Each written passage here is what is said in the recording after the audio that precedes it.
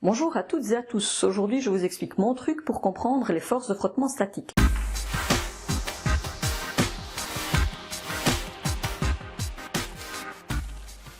Pourquoi est-ce important ? Parce que les forces de frottement statique, ça paraît simple, trop simple même. Et pourtant, ça coince de nombreux élèves quand il s'agit de résoudre des exercices. L'obstacle le plus important à franchir, à mon sens, c'est de comprendre une bonne fois pour toutes la différence entre la force de frottement statique, dont la valeur peut augmenter en fonction des sollicitations, et la valeur maximale que peut prendre cette force, et qui est donnée par la seule et unique formule, qui est la loi empirique de Coulomb. Pour franchir cet obstacle, je te partage un truc. Je commence par une expérience simple que tu pourras retenir sans problème et je te raconte en parallèle une histoire qui te permettra de mettre des images derrière un phénomène abstrait. D'ici quelques jours, je ferai une deuxième vidéo dans laquelle j'expliquerai deux exercices différents. Pour expliquer les forces de frottement statique, j'ai décidé d'étudier l'équilibre d'un plumier lisse posé sur un classeur rugueux. Alors avant de commencer cette explication, je vous propose d'étudier les forces qui agissent sur le plumier. Évidemment, le plumier est soumis à sa force gravifique, sa force pesanteur. Cette force pesanteur peut se décomposer en deux composantes. Fg parallèle, qui est la composante du poids parallèle au plan incliné, que j'appellerai donc la composante d'entraînement, puisque c'est elle qui va pousser le plumier le long du plan incliné, et Fg perpendiculaire, qui est la composante d'appui, puisque c'est bien évidemment avec cette composante que le plumier prend appui sur le classeur. Si le plumier appuie sur le classeur, ce classeur réagit via la composante normale. Normale en physique veut dire perpendiculaire. Cette composante est bien perpendiculaire à la surface d'appui. Si le plumier est en équilibre, on pourra donc dire que Fn est égal à Fg perpendiculaire. Par ailleurs, si ce plumier ne glisse pas, cette composante d'entraînement doit également être compensée par une autre force, qui est la force de frottement statique. Ces deux forces, la force normale et la force de frottement statique, viennent d'une réaction de la part de la surface du classeur. Si on considère l'angle alpha qui est ici, on pourra toujours écrire que Fg parallèle est égal à Fg fois sinus alpha, et que Fg perpendiculaire, la composante d'appui, est toujours égale à Fg fois cosinus alpha. On retiendra donc que la force normale traduit la réaction à la force d'appui, tandis que la force de frottement statique traduit la réaction à la force d'entraînement. Quand est-ce que cette force de frottement statique se manifeste? Si vous prenez un plumier qui est bêtement posé sur une surface horizontale, vous pouvez observer ce plumier pendant 2 heures, il ne va jamais se mettre à glisser.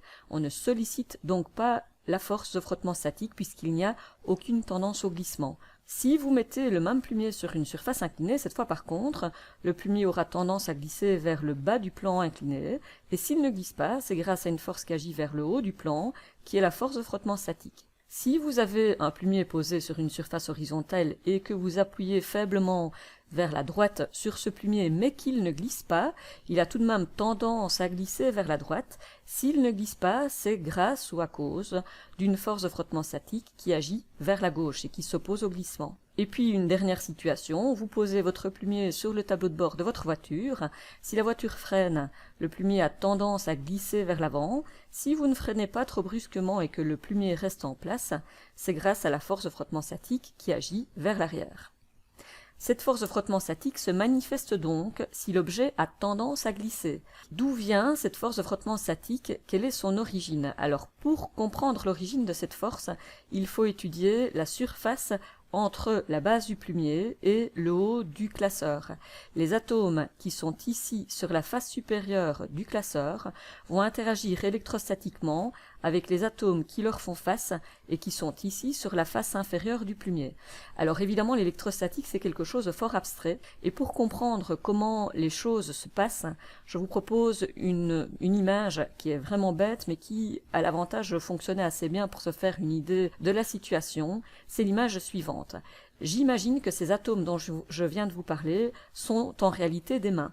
Et le seul but de ces mains dans la vie est de rester en vis-à-vis des autres. Donc elles s'accrochent les unes aux autres, les atomes du plumier interagissent avec les atomes du classeur, et elles font tout ce qu'elles peuvent pour rester en vis-à-vis les unes des autres. Alors bien évidemment, on peut avoir des surfaces différentes et donc des mains différentes. Imaginez que je prenne ici un plumier très rugueux sur un classeur rugueux, j'aurai alors des mains qui sont capables de développer une force musculaire relativement importante. Si je prenais par contre un plumier lisse sur une surface très lisse comme un miroir par exemple, alors les atomes peuvent interagir moins fort et j'imagine que ce sont des mains d'enfants. Enfin, on peut avoir une situation mixte, je pourrais prendre un plumier lisse sur un classeur rugueux, et ce sont alors des petites mains qui sortent du plumier lisse et qui interagissent avec le classeur rugueux. Physiquement parlant, cette façon imagée de voir les choses est en fait caractérisée par le coefficient de frottement statique mu indice S. Le S évidemment vient de statique.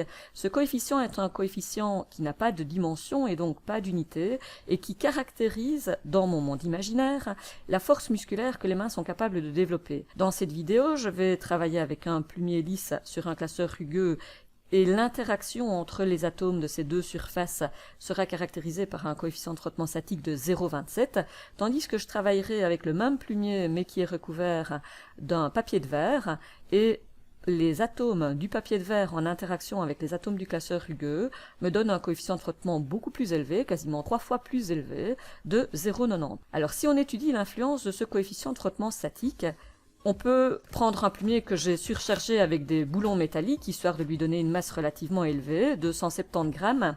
Si je surélève ce plumier, je vois qu'il se met déjà en glissement pour un angle de 15 degrés.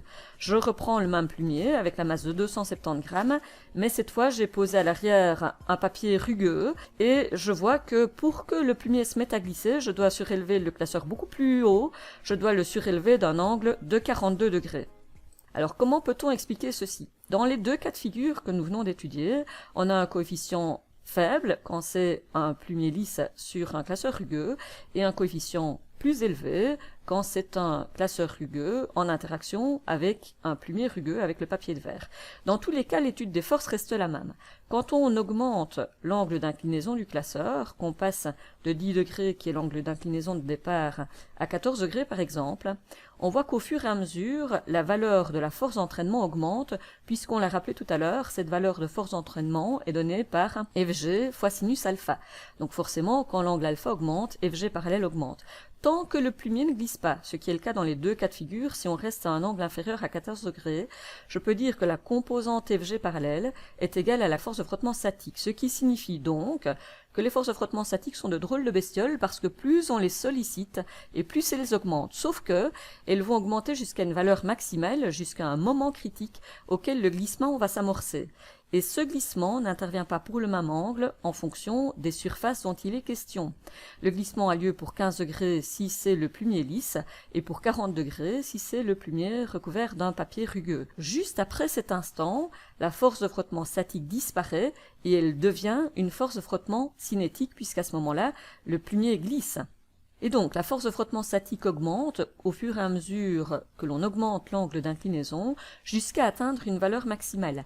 À cet instant critique, et uniquement à cet instant, je peux utiliser la loi empirique de Coulomb, qui me dit qu'à cet instant critique, limite entre la condition statique et la condition cinétique, la force de frottement statique atteint sa valeur maximale et elle est donnée par μs fois Fn. Attention, une erreur fréquente est d'oublier d'indiquer l'indice max ici. Si vous ne mettez pas max, c'est pas bon. Si vous parlez d'une force de frottement statique à un instant quelconque, vous pourrez juste dire qu'elle vaut Fg parallèle pour autant que rien ne bouge. À l'instant critique, qui est l'instant auquel le glissement s'amorce, j'ai une autre information. Je sais que la valeur de la force de frottement statique vaut μs fois Fn. μs, on l'a déjà dit, c'est ce fameux coefficient qui caractérise les interactions entre les atomes qui se font face. Et Fn, nous en avons parlé également. C'est la force qui caractérise la façon dont le plumier prend appui sur le classeur et donc la façon avec laquelle le classeur réagit sur le plumier. Plus l'appui est important et plus Fn est important. Dans notre cas de figure, comme Fn vaut simplement Fg fois cosinus alpha et que la masse du plumier est la même dans les deux cas de figure, Fn est le même dans les deux expériences, tandis que μs est 3 fois plus important dans la seconde expérience, la force de frottement statique maximale sera donc 3 fois plus importante dans la seconde expérience, ce qui explique qu'on peut aller chercher un angle beaucoup plus grand avant que le glissement ne s'amorce. Si vous voulez avoir une image à mettre derrière cette expérience, ce qui est toujours une bonne idée, dans la première expérience, vous pouvez imaginer les atomes du classeur rugueux qui sont en interaction avec les atomes du plumier lisse, alors que dans la seconde, ces mêmes atomes du plumier rugueux sont en interaction avec les atomes du papier de verre. Dans un premier temps, les forces développées sont les mêmes, mais dès qu'on atteint 0,7 Newton dans la première expérience, la force de frottement maximale est atteinte, les atomes se séparent les uns des autres et le plumier glisse sur le plan incliné, tandis que dans la seconde expérience, on pourra aller jusqu'à 1,8 Newton avant d'atteindre la valeur maximale et que les atomes se séparent les uns des autres. Dans les deux cas, dès que cette force de frottement statique maximale est atteinte, le glissement s'amorce et le frottement statique laisse sa place au frottement cinétique.